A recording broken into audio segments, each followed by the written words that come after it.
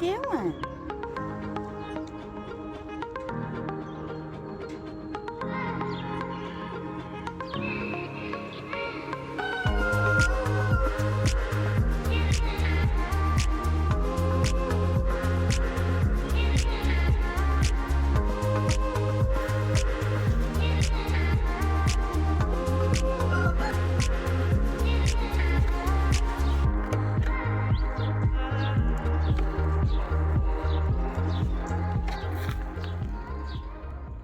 But yeah, they say if the pointy ones are roosters, so if you would have a way of hatching these out, um, it'd be kind of cool to find out if that is true. But I've heard that pointy ones on the ends are roosters. Last year, our Orpington was broody all summer, and this year she's not been, which is a good thing. I didn't want to fool with raising baby chicks anyway, but yeah, I just thought I would share that little bit of info. Not sure if it's true. I've never done that, but a lot of people have raised them out and said that they are roosters. Well, I'm sure you've heard the term mad as a wet hen. Well, I was mad as a wet hen when I come out here this morning. You guys, I'm sure, remember the chicken that we had last year that they picked on something horrible. And matter of fact, it was, well, it's been 2 years because we put that dog kennel, we went out and purchased a dog kennel and everything to put her in so that she could still be in the run, so the other chickens would be, around her, but not allowed to pick on her. Now, we fed and took care of her for, I know it was way over a year, and she never did lay any more eggs because she was fearful. Well, after that, we tried to put her back in with the chickens, and she did really well. She was nervous, always running around kind of crazy like, but she did well. I didn't notice her being hurt or excessively picked on, because chickens are mean girls. They will pick on each other, and there is a pecking. There, Steve's down there. I think he's going to try and get her out of there. Let's turn the camera around. Wait, I went down there this morning, and she's right up there on that perch. And Steve's trying to get the other chickens out of his way. But her head, she is just covered. Oh, Romeo must have tried to get her. I'm going to go down and help. Steve finally got Romeo in and shut the coop door on him. Well, he's going to go in and see if I can help him round her up. All right, he got her. All right, so what we're going to do is just let her stay out here. Honey, if you want to get that tub, this tub right here, we'll bring this out for her.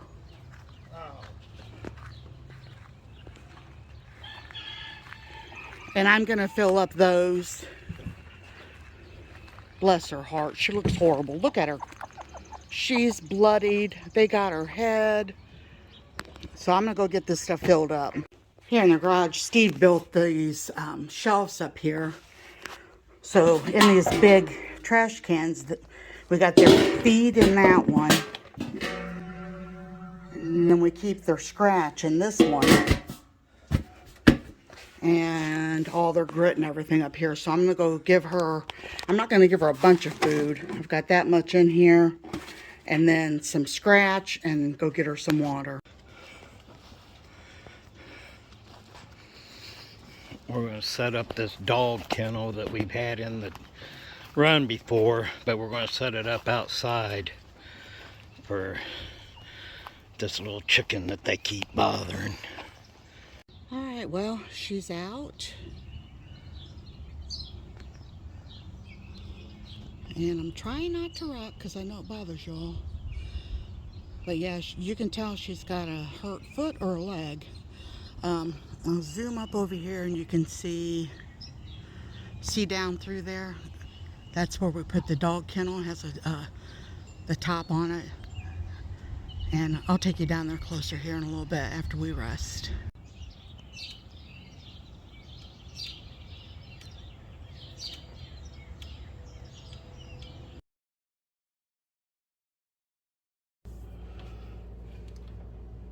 Well, Steve laid out some of this beef stuff for stew.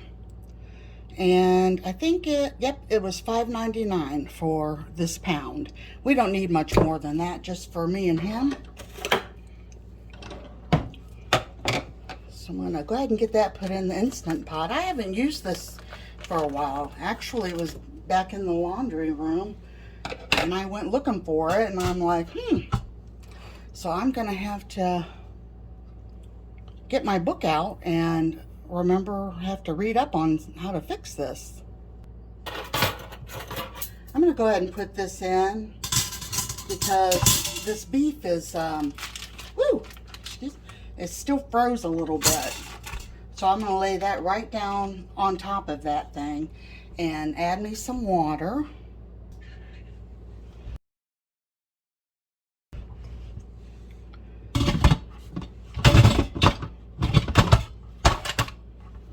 Okay. I'll have to look at this, I can't remember. Tell you, if you haven't used something for a while,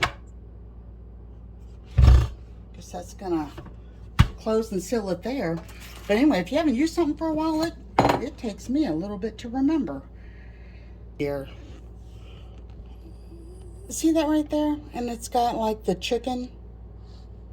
And that's exactly how much I have, is a pound. So when you look at this button,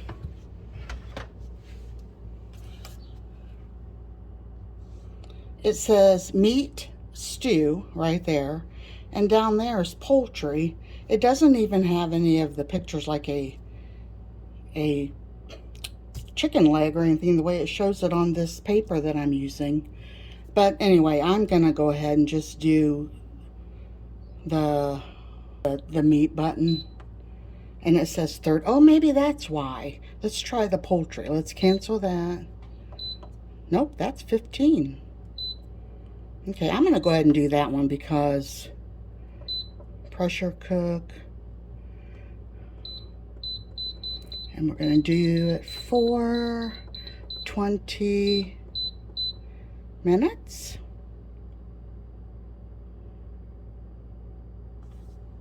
I hope I'm doing it right. I need to leave this here on the counter or something so I remember that I have it. I was reading up on the booklet here, and of course I had forgotten, but I could have sauteed the meat inside of this before I put it on for the pressure cook, but I'm not going to worry about it, because if it was more like a roast and I wanted to sear all the sides of it, I think that'd be different. But since this is just for beef stew, actually beef and noodles is what I'm going to end up making. So I'm going to just leave it the way it is instead of canceling it and doing all that other prep. And I just put water. I didn't put broth or nothing like that in it. I'm going to wait until this is done. And then I've got my extra wide noodles here that we buy at the Amish store. And I've got some beef gravy and stuff that I can add to it to make it thicker. So let's see how this turns out. Forgot to film it, but I went ahead and put, after it got done, the meat got done, I put in some of that gravy mix with 3 cups of water, and then let that get where it was just a little bit thickened. And I know I do this odd, but this is just something that I've done in the past, and it turns out great. And then I put the noodles in to cook. So I'm gonna let those cook for a little bit, and I'll show it to you when it's all done. There's my rose that the church gave all the mothers on Mother's Day. And then they gave us a $15 gift card at Hobby Lobby. So that is awesome. Still working on my diamond painting. Haven't got a whole lot left to do.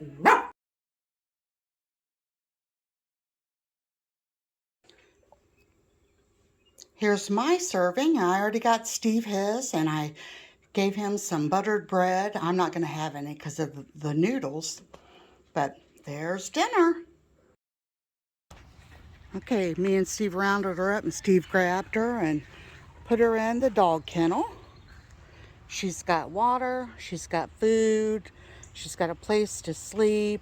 It's covered. I put a little stick in there for right now for her to, if she wants to roost on something. And we just left the weeds because they love to eat them. And then she is, okay, she's over here by where the creek is.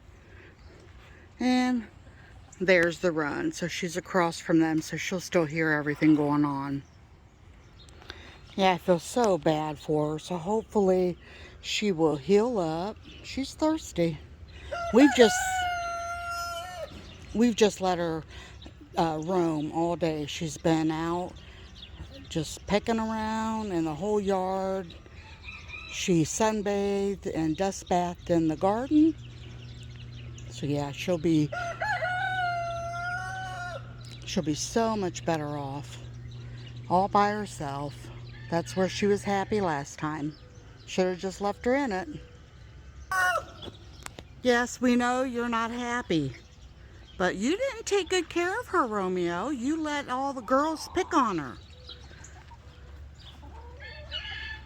She won't lay eggs. She looks pitiful. Yeah, so you should have taken better care. You're gonna jump. Hey, hon, you want to tell everybody what you've done today? Worked. He's been busy. Rototillered the garden twice again. I was going to plant some stuff today, but decided it's too early for some of it. And climbed up on the roofs, fixing some holes in the garage. And what else did I do? Well, the part of the aluminum. Oh yeah, the part of the roof on the garage I had to climb up there and nail back down. You've been busy. Helped you get the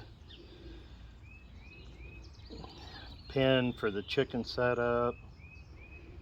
And then he just enjoyed a good dinner, and we're just gonna rest this evening. You want to tell everybody good night? Good night. See you guys on the next video. Take care. God bless you all.